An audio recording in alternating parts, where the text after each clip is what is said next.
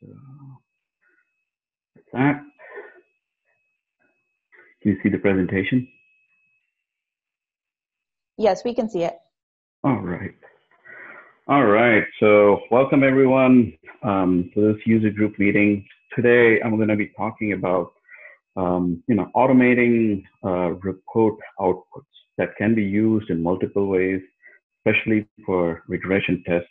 The main goal of automating BusinessObjects report output is so that whenever we face different scenarios, it can be kind of like a database change, or you upgrade a BO, there's a heavy calculation engine change that happened for Webby from 4.1 to 4.2.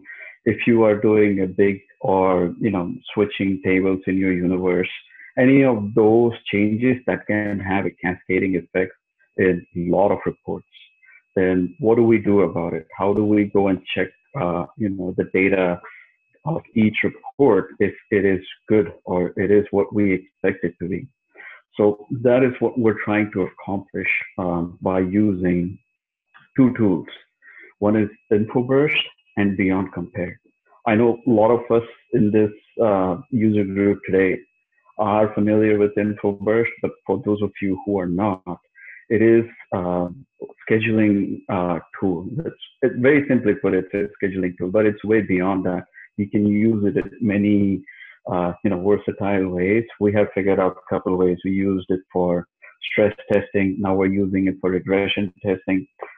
You can integrate it with Tableau. So I can go on and on, but we can have somebody else do that for us. If you're interested in InfoBurst, let us know. But today we'll be talking about how to use InfoBurst and Beyond Compare. So these are two separate products. One is an automated scheduling tool. Another one is a comparison tool. And how they work together and how we can maximize the investment that we make in these is what we're going to talk about. If you have InfoBurst, Beyond Compare is ridiculously cheap. It's like $30 per license or something like that. But talk to Paul, he can fill you in all that. I'll talk about the process on how to use it. So just a sample scenario that I'm going to talk about is, let's say you are currently using Teradata and you want to change it to SQL Server. That's your underlying database, right? It's an entire organization wide, or maybe your data warehouse change that's happening. So now, a lot of work is going to go behind the scenes to change the script of the tables, to change the data warehousing procurement logic, how these tables views are crafted and everything. And that can ultimately affect the output of your reports. So for us as users of BusinessObjects, I'm not even talking about the data world, right? No tables, no data warehousing or anything. But what can we do to make sure that everything that we have is correct, right? So for that, we just need, access to BusinessObjects, InfoBurst, and Beyond Compare. And then we can run reports of SQL Server connection, can run reports of Teradata, get the output, and check it in Beyond Compare. And we'll look how, the output can be visually seen with differences and stuff like that. So this is a sample scenario that I just will talk in a little more detail, which is, if you have two underlying databases, which it means you're going to use your lower environment for testing. Obviously, it can be QA or test. Most likely, it can be test environment because test is normally a replication of prod. So it should have all the reports that you put from test to prod. So what you will need to do, there is some prep work that we need to do in order to automate things, which is the ground level work. But once you do this, anytime you have any change, all you have to do is just one click and you'll get the output, basically. So in our sample scenario here, where we have two underlying databases, obviously we're going to duplicate all the reports, duplicate all the universes and connections, and point them to the respective database, basically. Once that is done, you will catalog those reports in InfoBurst and program it to, have the output on a network shared location or wherever you prefer. And then all you have to do is just open Beyond Compare and compare these two files, and that's it. So anytime you do a universe change, the same job that you have programmed in InfoBurst, you just rerun it, and you can compare the outputs. And I'll show you different outputs that can be saved based on timestamp and stuff like that.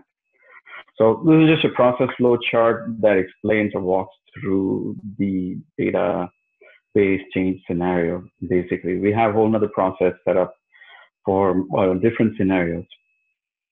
So this screenshot is from InfoBurst. I'll go into it again. We'll show it to you live. This is what I will show you. So I'll log into InfoBurst and show you how to do this. So let's say you have two different versions of you. Normally that's what we do, right? We'll upgrade the lower environment first, then do the higher environment.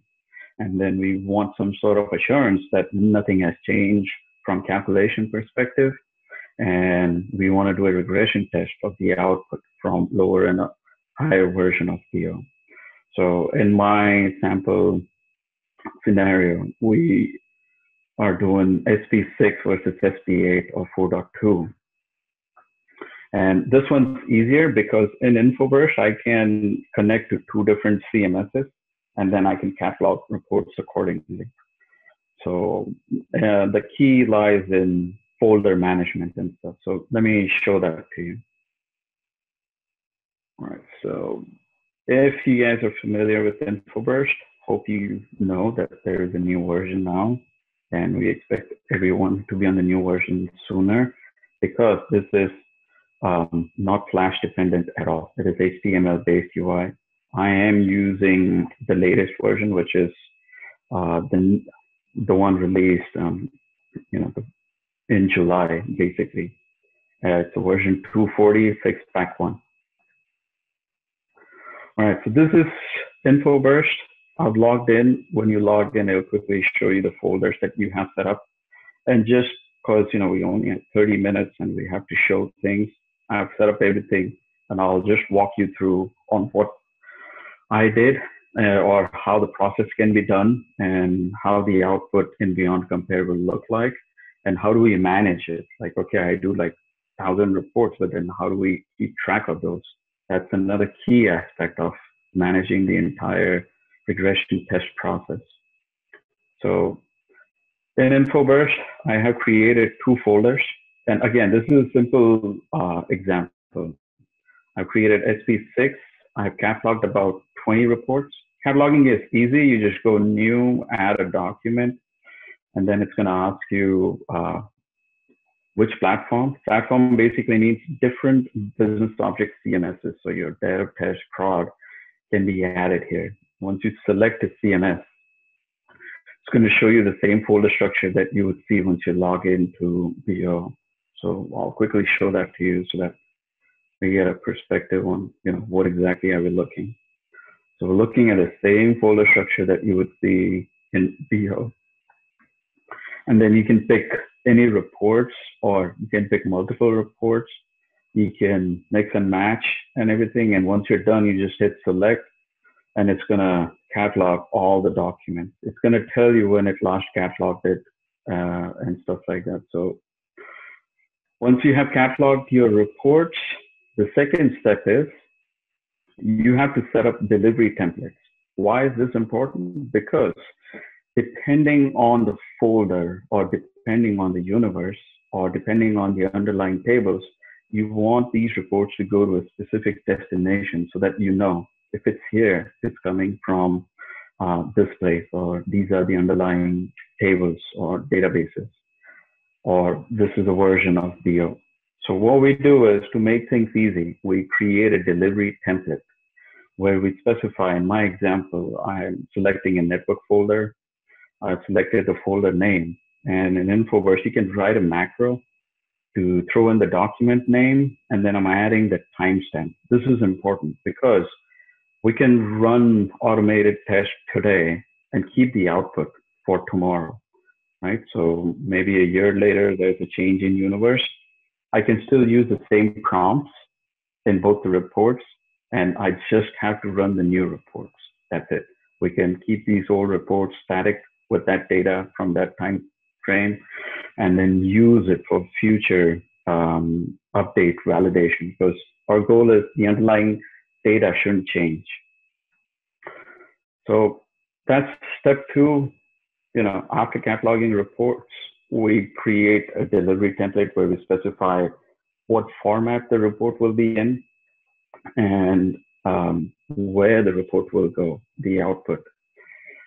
For our regression test, we have to use CSV output because that's what we're using. And InfoBurst can take care of reports with charts also. I can convert the data. It understands, right, the SQL behind the scenes. It can give you a CSV output of the data, and you can see the results. If your results match, the charts will be good too. And then the third step is you create Burst. Burst is nothing but a package of all the reports that you want to run in that package, and with what parameters do you want to run them. So you can see on the right, I have this report with Arizona and Oregon. Customer information report is only running with Arizona. So you can enter the prompts, and that is one of the prerequisites of the whole process. Is not only you need to know which reports, but what data to run that report with. Preferably something static from last year's quarter or something like that. That way, you don't have a dynamically changing data. It's not live data that can keep changing. And then we apply delivery template to all of these reports. Now, in the new version of InfoBurst, it's easy. You just go to manage items, assign template, choose template, and you can choose the delivery template that we created, and it will automatically apply for all the reports. So, it makes things easy. You can catalog reports really quick. If you have the prompts, you can set up the parameters right next to them. You click on it, go to parameters, keep adding those. You can assign the delivery template for individual burst on mass level. So all reports go to the same destination, and that's it. And then all we have to do is just run this burst. You can see this option right here, and it will send it to the destination that we have programmed. So for me, I have set it up locally on this machine. This is the output. I have cataloged it from, for three. This is hypothetical. I don't have three different versions of BR. It's just the output folder says that. But that's what we have. We have results from 2 days ago, and then we have results from the past as well. Basically, I have kept the history. I haven't deleted those. That because we did few change, and now I want to validate that change again. So that's the InfoBurst piece. Pretty easy, right? Catalog a report, set up destination, set up the parameters you need to run it for, and then run it, and it gets delivered to your network share or whatever destination you want it to go to. The next step is the tool Beyond Compare. Right, so this is Beyond Compare. Initially, they started with Excel comparison and stuff like that, but now you can do a lot. You can compare SQL codes, Java codes, Python scripts, HTML, registry comparison. A lot of things can be done. So that's why I said it's really cheap. And again, like InfoBurst, it's versatile. It can do a lot of things. So this is Beyond Compare. I've already done one comparison, but I'll close this. We'll do a new text compare. And all you have to do is just open file, and then you just navigate to it. It's in your network or locally hosted on that PC, wherever that is. I'm going to open annual revenue from SP6, and then go here. And then I'll open the annual revenue from SP8, compare it. All right, now the output is core SQL output of your data. And now you can see I have an additional column in my SP8. I don't have that in SP7. Any rows that you click, it is highlighted at the bottom. Anything that is different, is highlighted in red. You can see it right here. Let me do another comparison. So I have this again. This is from SP6. I have the customer employee data, and this is from SP8, and it is the customer employee data again. In this case, there are no differences. If you can see the mouse up on the top left, it says show me all the rows, show me only the differences, or show me the similarities. In our case, there is no issue. So, you can keep moving on basically. You can do the next file, the next file, the next file, and stuff like that. Now, one thing you have to keep in mind is when InfoBurst does this, what it will do is if a report has multiple, tabs in it, it's going to produce the result of that report, 3 or 4 different times with the report name, the tab name, just like here, right? So this is the auto year and month run in February, but this is tab 1 and this is tab 2, because each tab can have a different, data provider associated to it. So it's pretty easy. So now that I have set it up, if I have a universe level change, I can just go run either SP6 or SP8 or a specific burst and a specific document, right? And in InfoBurst, you can disable, if you don't want to run all 20 documents in a burst, that's okay. If you just want to run few, you can disable few documents, so that when you run this burst package, it only runs those selected reports that you want to see the output for, or whatever impact analysis you want to do for that report, you can do it for that individual report and its output.